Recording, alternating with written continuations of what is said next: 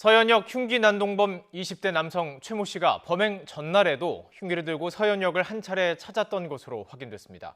경찰은 정신질환 진단을 받기도 한 최 씨가 피해망상으로 범행을 저지른 것으로 보는 가운데 오늘 살인미수 혐의로 구속영장을 신청합니다. 현장 취재기자 연결해서 자세한 수사 상황 들어보겠습니다. 김태원 기자.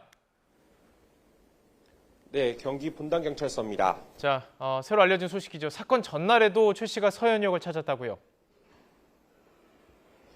네, 가족과 홀로 떨어져 성남시 서현동에 살던 23살 최 모 씨는 범행을 이틀 앞두고 야탑동 본가로 돌아왔습니다.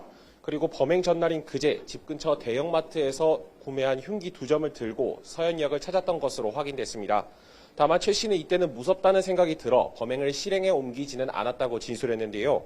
하지만 하루 만인 어제 최 씨는 어머니 소유 차량을 몰고 다시 한번 서현역을 찾아 범행을 저질렀습니다.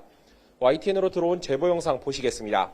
상가 건너편 인도에서 베이지색 승용차가 불쑥 튀어나옵니다. 지나가던 여성을 시작으로 피해자들이 잇따라 차에 부딪혀 나가는데도 차는 속도를 줄이지 않고 평화롭던 골목은 삽시간에 아수라장이 됩니다.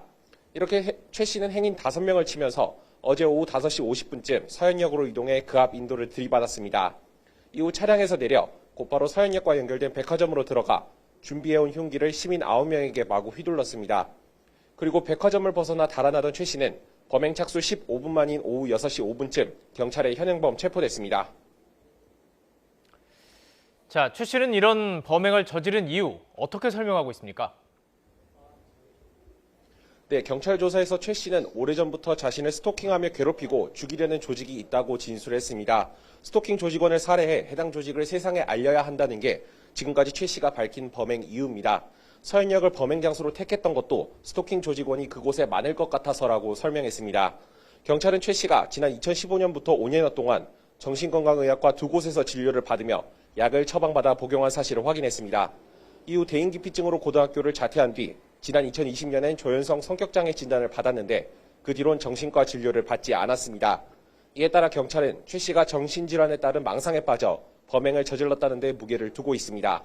경찰은 오늘 최 씨에 대한 2차 조사를 마무리하는 대로 살인미수 혐의로 구속영장을 신청할 예정입니다. 또 테러방지법 위반 혐의를 적용하는 것도 검토하고 있습니다. 신림동 사건의 충격이 가시기도 전에 또 무차별 흉기 난동이 벌어진 겁니다. 시민들의 불안도 상당할 것 같은데요. 네, 앞서 저희 취재진이 오늘 아침 사건이 일어난 현장을 다시 찾아가 봤는데요. 시민들은 불안감을 감추지 못하는 모습이었습니다. 범행 당시 서현역에서 급히 몸을 피했다가 출근하러 다시 현장을 찾은 시민 목소리 직접 들어보시겠습니다. 지금도 사실 좀 다시 얘기하면 굉장히 좀 긴장되고 좀 떨리는 기분이 있고 같은 길인데도 좀 무섭다는 느낌이 드는 것 같습니다. 사건이 벌어진 서현역은 백화점과 연결돼 있고 주변으론 상가와 아파트 단지가 모여 있어서 출퇴근 시간대 유동인구가 많은 곳입니다. 그렇다 보니 최 씨 범행으로 다친 사람이 14명에 이를 정도로 피해가 컸습니다. 대부분 중상으로 집계됐는데 특히 차량에 치인 60대 여성 등 2명은 위중한 상황으로 파악됐습니다. 이런 가운데 경찰은 과거 인터넷 커뮤니티에 서현역에서 흉기 난동을 벌이겠다는 게시물 등이 올라왔던 것과 관련해 이번 범행과의 연관성을 조사하고 있습니다. 다만 그래서 범행을 예고한 시점은 실제 사건이 일어난 어제가 아닌 오늘이었고 최 씨 역시 자기가 쓴 게 아니라고 진술했는데요. 경찰은 해당 커뮤니티에 대한 압수수색 영장을 발부받아 사실관계를 확인하고 있습니다. 지금까지 경기 분당경찰서에서 YTN 김태원입니다.